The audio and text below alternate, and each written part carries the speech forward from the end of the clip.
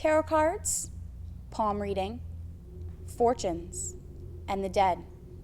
These are all things commonly associated with the world of psychics. Whether you believe or not, it's up to you.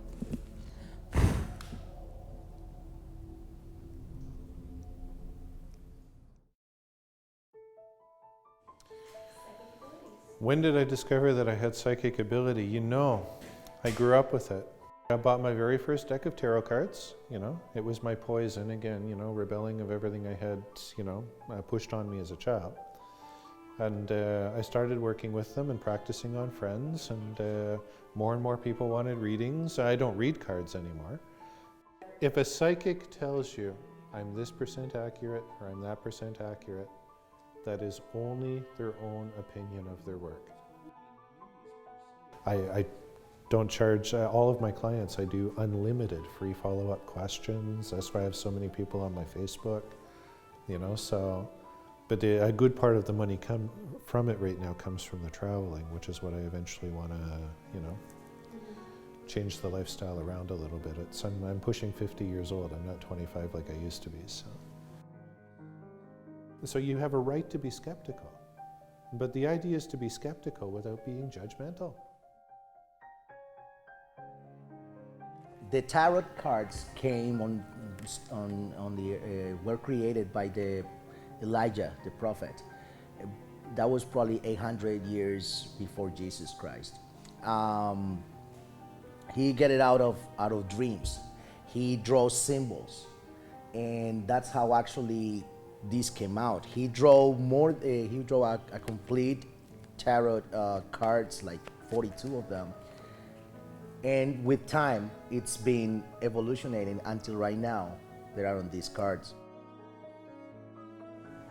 After talking to my friend Justin, I was second guessing myself a little bit, to be honest. He brought up some very, very valid points, so it was great to speak to him. When you see that somebody who has all these certifications, or I suppose, I don't know, brand recognition, and that there's so many people backing him, when you see that he could be wrong or he's using cold reading, then it really could take away from that whole profession as a whole. So I went to Dan's show and he was absolutely hilarious. Now, I asked him specific questions pertaining to what Richard had told me, and everything that Richard said was pretty much exactly what Dan told me, which was pretty cool. It's an ability, not a gift. That's a misconception here. The term gift makes you sound like you're more special than someone else. Everybody is psychic to some extent or another. It's an intuitive ability that I learned to develop. But see, psychics have got the only job where the people expect them to be right 100% of the time and be 100% right. And it's not like that, kids.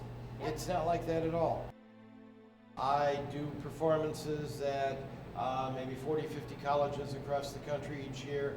I've been on, probably maybe about 150, 200 radio stations. I used to be on your easy listening station here in North Bay, as well as your rock and roll station, for a number of years, and I just recently was on the Moose here. Anybody can become psychic if you simply learn to listen to that still small voice within yourself. The only difference between you and I is I've been practicing it a lot longer, that's all. They're law enforcement, and they use their own psychic abilities to help them in their work. Investment brokers use their own intuitive abilities. Sports bookies on occasion. Well, we're not going to go into that here. So for my conclusion, I'm not quite sure if I believe 100%. I believe to a certain extent. Now, Justin made some very, very valid points when I did interview him.